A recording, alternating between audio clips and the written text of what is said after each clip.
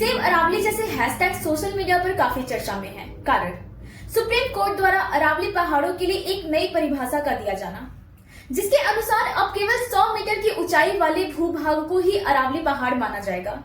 यह परिभाषा पर्यावरण, वन और जलवायु परिवर्तन मंत्रालय के अंतर्गत बनी समिति के प्रस्ताव के आधार पर लिया गया है। इसका सबसे बड़ा नुकसान यह है कि लगभग 90% अरावली क्षेत्र अब संरक्षण के दायरे से बाहर हो जाएगा, जिससे खनन माफियाओं को लूट और अवैध खनन को खुली छूट मिल जाएगी। राजस्थान, हरियाणा से लेकर दिल्ली तक के स्थानीय समुदायों और आदिवासी संगठनों ने इसका विरोध शुरू कर दिया है, क्योंकि अरावली उत्तर भारत के लिए एक कवच की भांति है। लोग अरावली बचाओ जैसे नारे लगा रहे हैं, क्योंकि ये छोटे छोटे भूभाग ही रेत रोकने, धूल नियंत्रण और जल संरक्षण में महत्वपूर्ण भूमिका निभाते हैं। दुख की बात यह है कि जो अरावली उत्तर भारत की भूमि को मरुस्थलीकरण से बचाती है, वर्षा के जल को रोककर भूमिगत जल भंडार को रिचार्ज करती रही है, जैव विविधता को अपने अंदर समेटे हुए है, आज वही इंसान के तुच्छ लालच की वजह से अपने अस्तित्व के लिए लड़ रही है।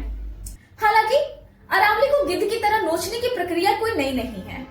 फॉरेस्ट सर्वे ऑफ इंडिया 2017 की रिपोर्ट के मुताबिक अरावली में 3200 से अधिक अवैध खदानें। लेकिन बात यहीं तक नहीं रुकती है।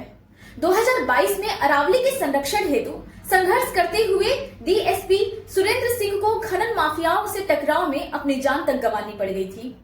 जहां एक और नीति आयोग ने 2015 में 2030 तक 17 सतत विकास लक्ष्यों को हासिल करने की बात कही थी, जिसमें कहा गया था कि देश का विकास ऐसा हो जो वर्तमान की जरूरतों को पूरा करते हुए भविष्य की पीढ़ियों से कोई समझौता न करे, ताकि विकास और पर्यावरण के बीच संतुलन बना रहे।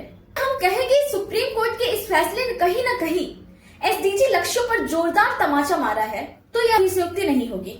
हालांकि फैसले के पक्ष में सरकार और सुप्रीम कोर्ट का तर्क है कि इससे कानूनी विवाद कम होंगे। आपको क्या राय है इस पे? आपको क्या सोचना है इस पे? बताइए कमेंट सेक्शन में।